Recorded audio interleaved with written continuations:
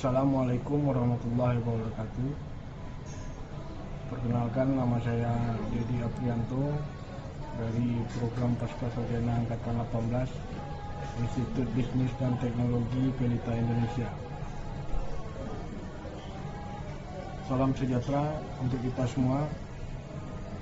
Pertama-tama terima kasih kepada Bapak Profesor Teddy yang telah memberikan waktu dan kesempatan untuk saya menjelaskan tentang latihan statistik dengan kasus data angket yang sudah diberikan oleh Profesor Teddy.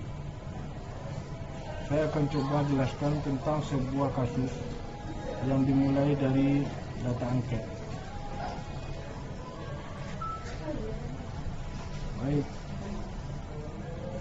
di sini ada sebuah kasus di mana peta pikirannya atau kerangka pemikirannya dengan metode SEM dan metode regresi, di mana untuk judul penelitiannya atau angket di sini analis statistiknya yaitu adalah, kalau untuk regresi judulnya adalah pengaruh motivasi dan penerapan disiplin terhadap kinerja karyawan PT Pelita Pekanbaru. Sementara kalau kita menggunakan metode SEM, berarti judulnya adalah pengaruh motivasi dan penerapan disiplin terhadap sanksi dan kinerja karyawan pada PT Pelita Pekanbaru, di mana dari judul ini itu dimulai dari kerangka pemikiran. Nah, ini kerangka pemikiran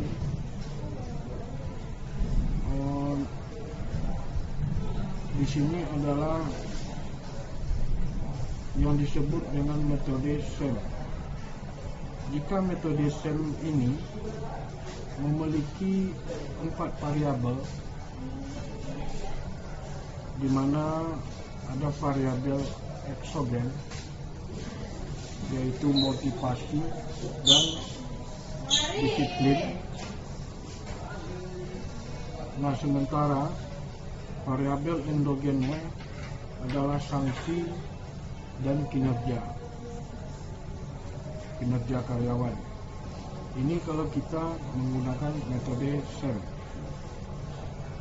Sementara untuk metode regresi, dia hanya menggunakan satu variabel Y saja. Sementara untuk X-nya itu adalah motivasi dan disiplin. Untuk regresi, Y-nya hanya ada satu, sementara untuk SEM, Y-nya ini boleh lebih dari satu atau sebanyak-banyaknya.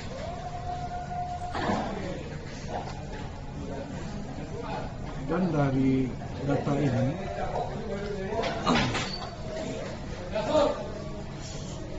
ada variabelnya yang disebut operasional variabel,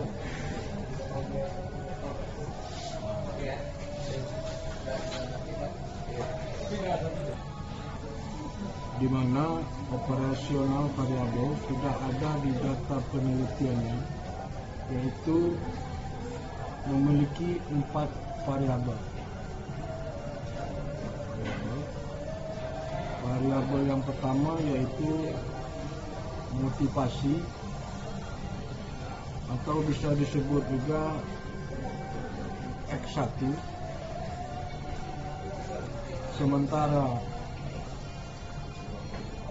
disiplin kerja itu X2. Kemudian untuk variabel Y-nya,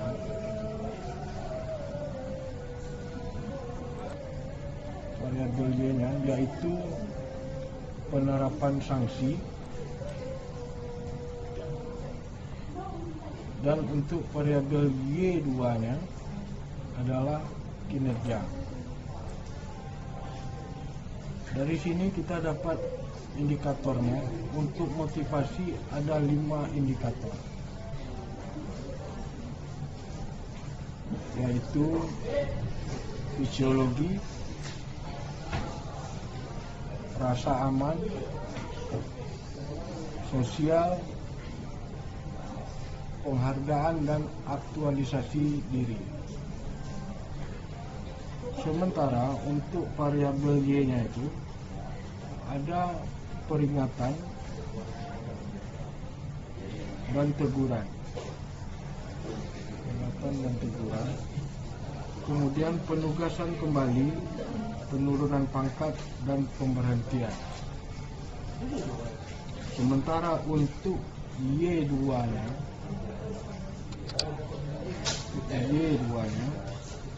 yaitu kinerja.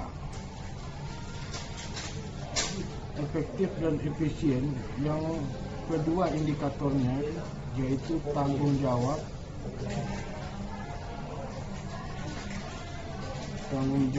dan efektif dan efisien. Dengan pernyataan yang sudah ada dalam latihan ini, yaitu menggunakan skala pengukuran interval.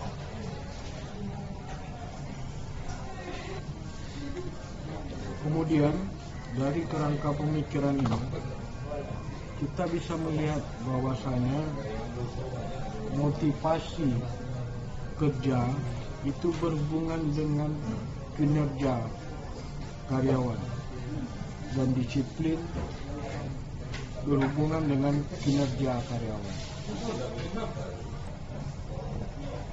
Sementara kalau untuk menggunakan metode SEM, ini kerangka pemikirannya saling berhubungan. Motivasi bisa dihubungkan dengan sanksi dan kinerja karyawan. Sebaliknya, disiplin juga berhubungan dengan sanksi dan kinerja karyawan.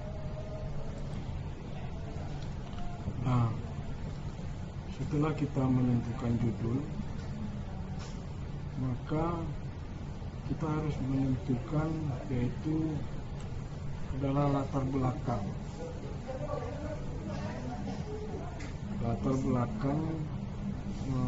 atau data analisis ini. Latar belakang yaitu adanya masalah atau fenomena yang terjadi dalam kehidupan sehari-hari. Kemudian teori atau penelitian, setelah kita menentukan latar belakang, kita menentukan rumusan masalah. Adanya masalah atau fenomena yang terjadi. Di sini rumusan masalahnya sudah dibuatkan oleh Profesor Teddy, bahwasanya di sini ada yang pertama, apakah motivasi mempunyai pengaruh terhadap kinerja karyawan pada PT Pelita Pekanbaru. Kemudian, apakah penerapan disiplin mempunyai pengaruh terhadap kinerja karyawan pada PT Pelita Indonesia.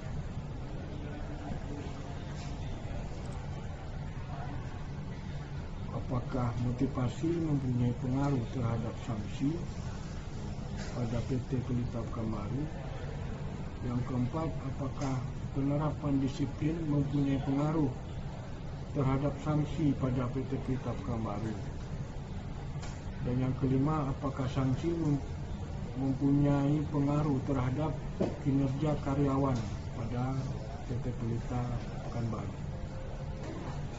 Kita ke tujuan penelitian, di mana tujuan penelitian ini kita mengambilnya dari rumusan masalah, yaitu dari rumusan masalah kita mendapatkan tujuan penelitian. Inilah tujuan penelitian itu yang sudah kita dapatkan atau yang sudah kita cari ya, yang sudah kita cari dalam penelitian ini.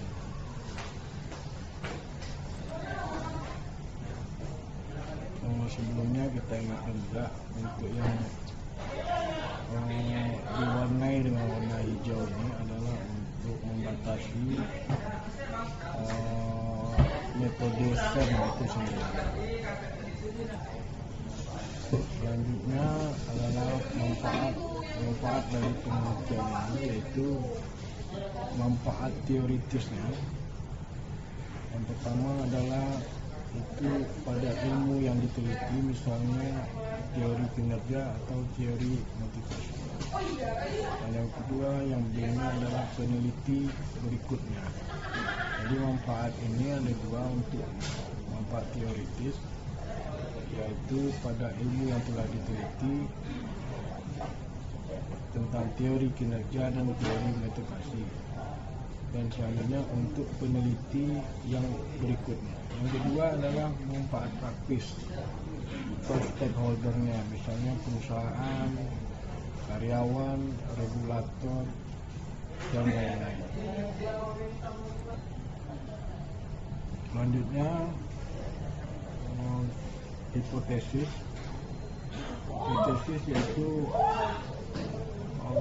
sama dengan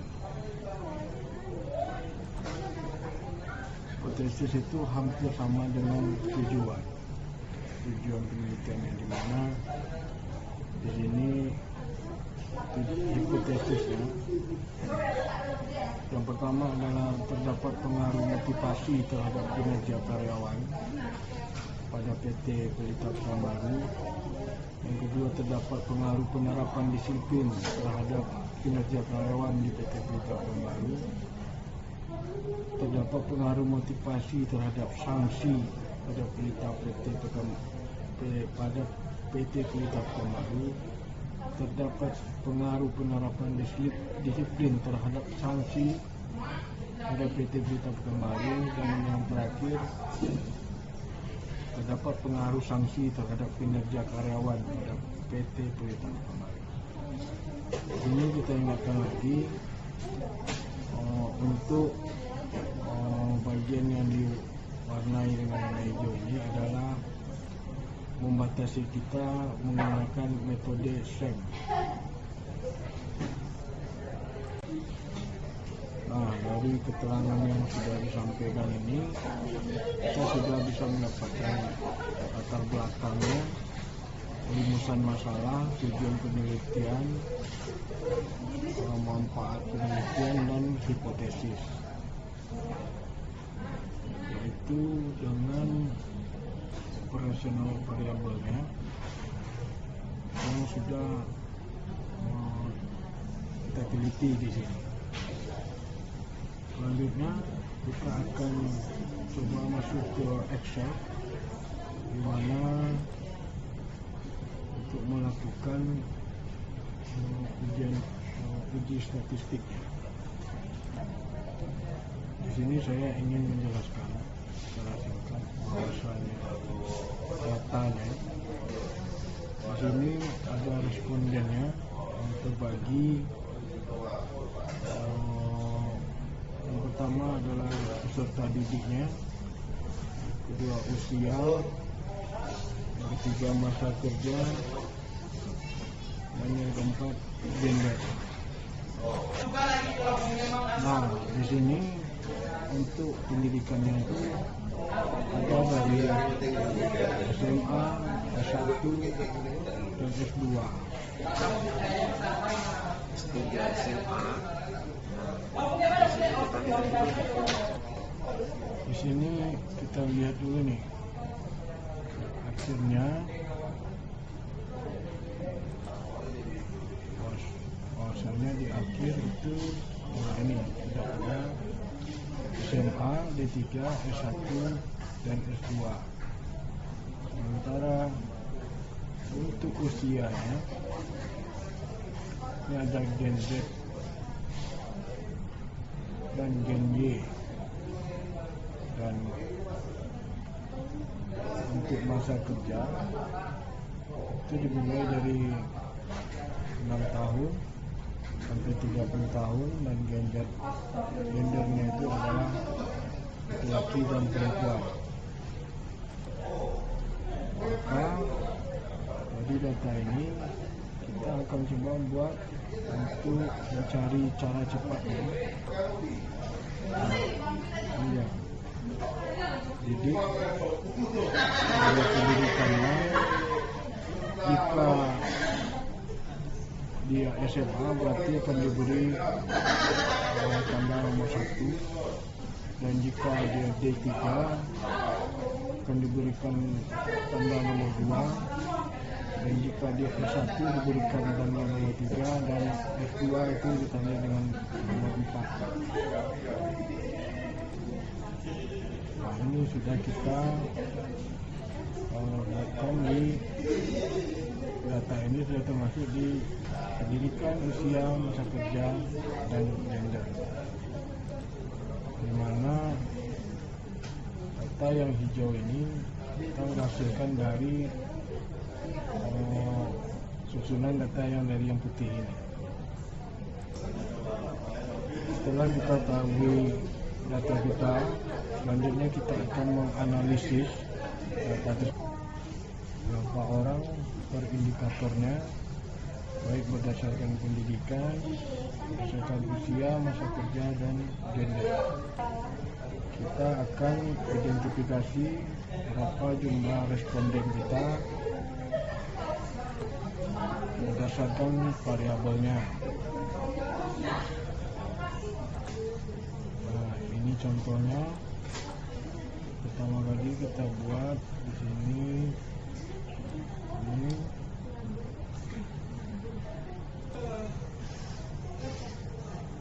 kita akan coba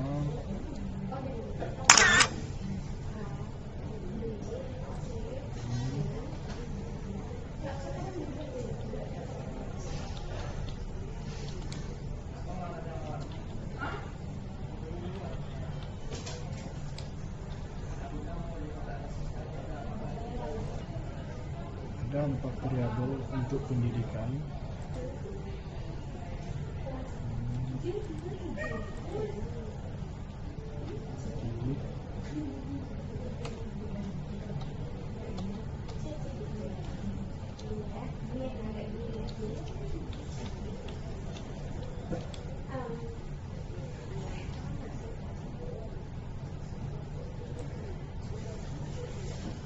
Ada SMA, D3, S1, dan S2, di mana kita berikan dari data responden ini, kita sudah mendapatkan hasilnya. Untuk peserta didik itu kita mendapatkan 100 orang responden, dan untuk usia kita mendapatkan 100 responden juga. Yang untuk masa kerja 100 orang responden, dan untuk gender itu 100 orang responden. Maka kita selanjutnya akan mencari rata-rata.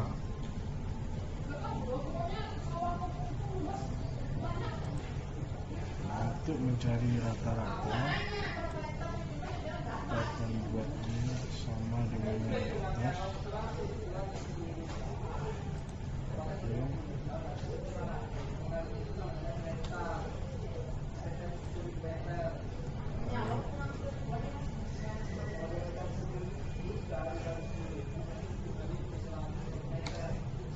Oke. Bagaimana kita mencari rata-rata? Yaitu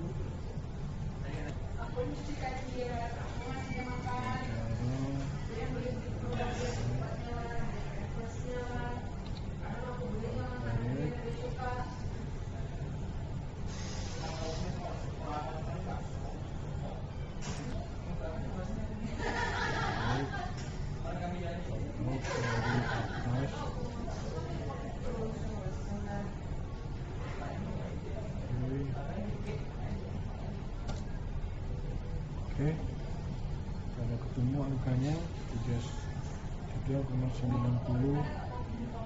940. Kemudian kita tarik sampai ke ujung.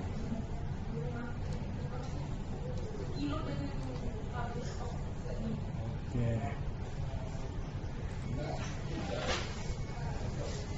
Jika sudah, kita akan coba mencari data distribusi frekuensi.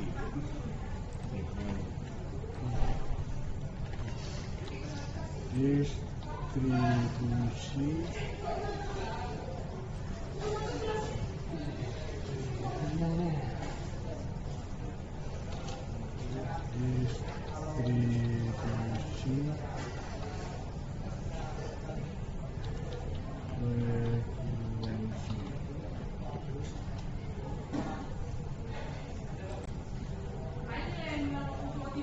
Mana kita buat dulu, kita buat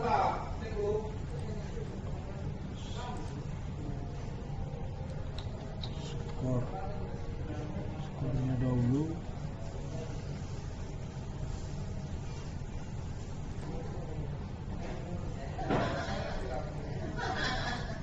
Itu 1, 2, 3, 4.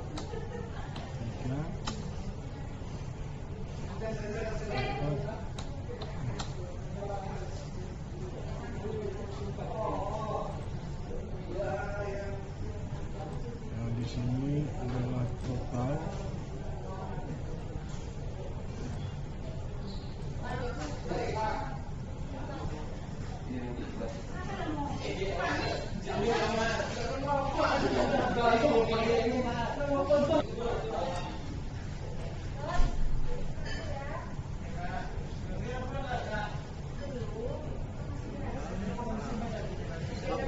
Yaitu menunjukkan dia seperti apa, yaitu adalah sangat tidak setuju.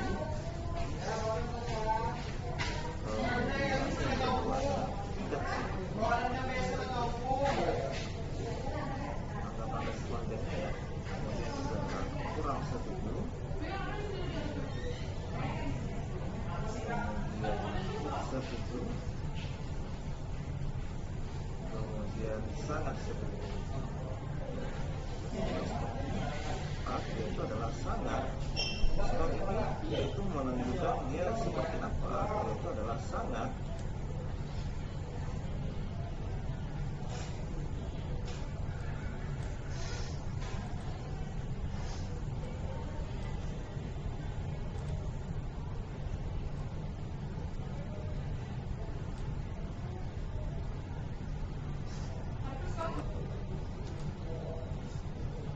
Tidak setuju. Kemudian yang kedua adalah tidak setuju.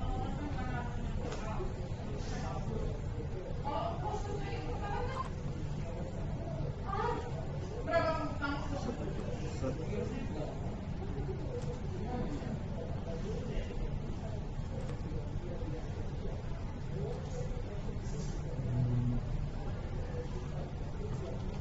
Kurang setuju. Setuju.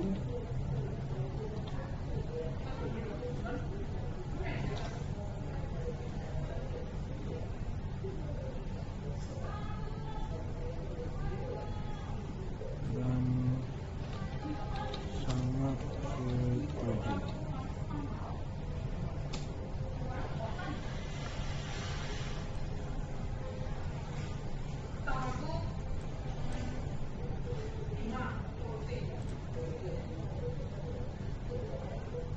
Selanjutnya, untuk skor ini kita samakan dengan yang di atas.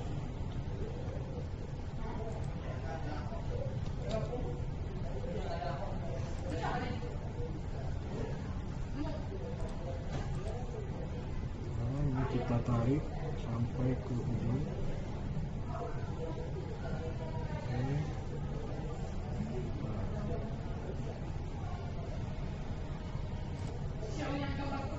sekarang yang dengan skor sangat tidak setuju dengan distributor frekuensi ini, distribusi frekuensi ini adalah menandakan ini adalah Y yang kedua, indikator yang pertama dan frekuensi yang pertama. Y2 ini adalah indikator yang pertama dan pernyataan yang kedua.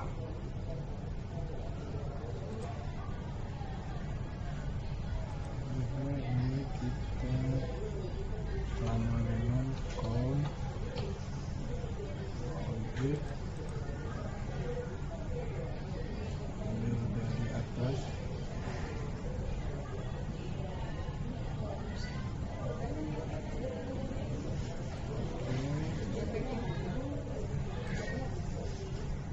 Ini kita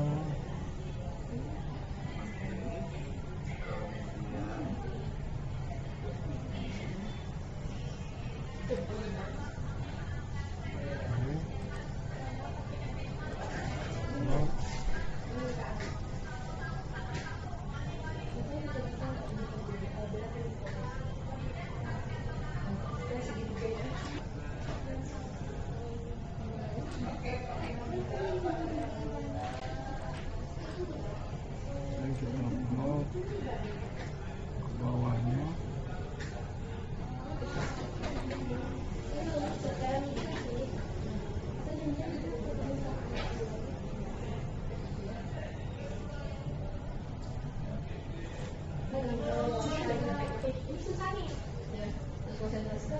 Kemudian kita tarik.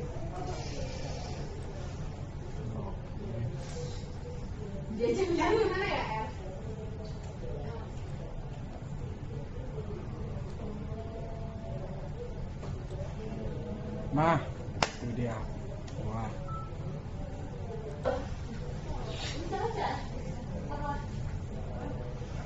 Kemudian kita totalkan. Kita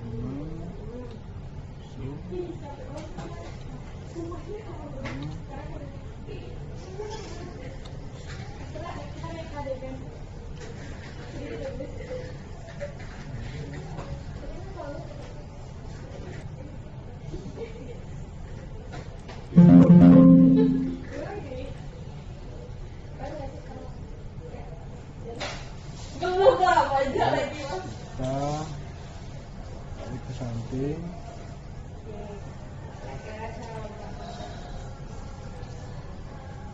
Oke.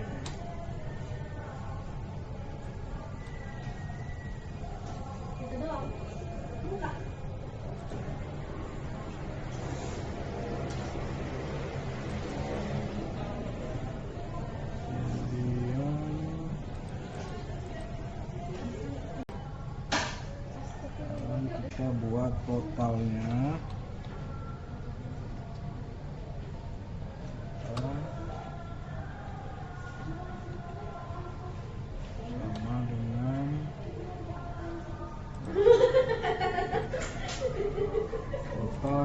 sama dengan zoom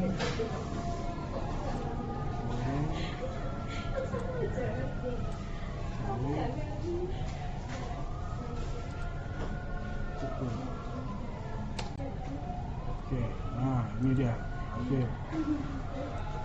Ayo tekan samping. Oke.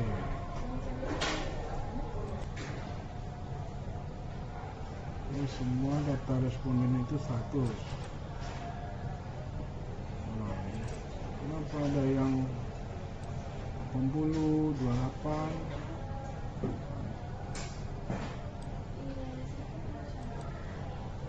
Tidak bisa kita masukkan dalam kategori. Ini kita hapus karena ini rata-rata. Ini kita hapus, dan ini juga kita hapus, ini juga kita hapus,